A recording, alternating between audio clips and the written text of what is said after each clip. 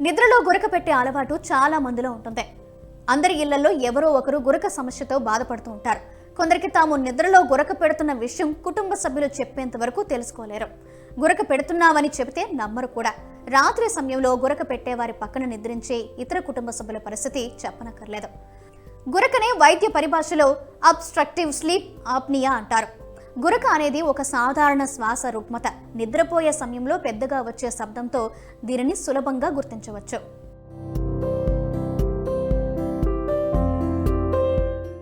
ఈ గురక స్లీప్ ఆప్నియాకు సంకేతం కావచ్చు.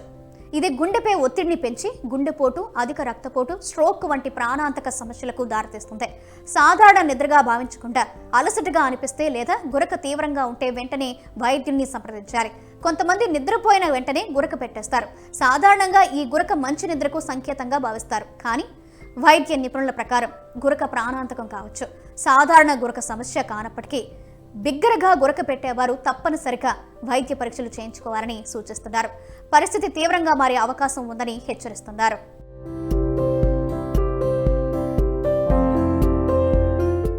ఈ గురక కారణంగా వయసుతో సంబంధం లేకుండా నిద్రలోనే మృతి చెందిన ఘటనలు కూడా ఉన్నాయి. బిగ్గరగా గురక పెట్టడం కొన్నిసార్లు స్లీప్ ఆప్నియాకు సంకేతం.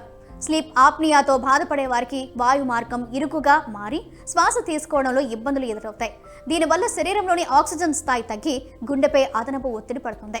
ఈ పరిస్థితి గుండెపోటుకు దారితీసి ప్రాణాంతకం కావచ్చని వైద్యులు పేర్కొన్నారు.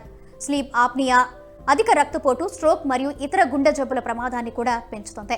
నిద్రపోతున్నప్పుడు బిగ్గరగా గురక వస్తున్నా లేదా నిద్ర తర్వాత అలసటగా అనిపించినా నిర్లక్ష్యం చేయకుండా వెంటనే వైద్యుడిని సంప్రదించడం అవసరం.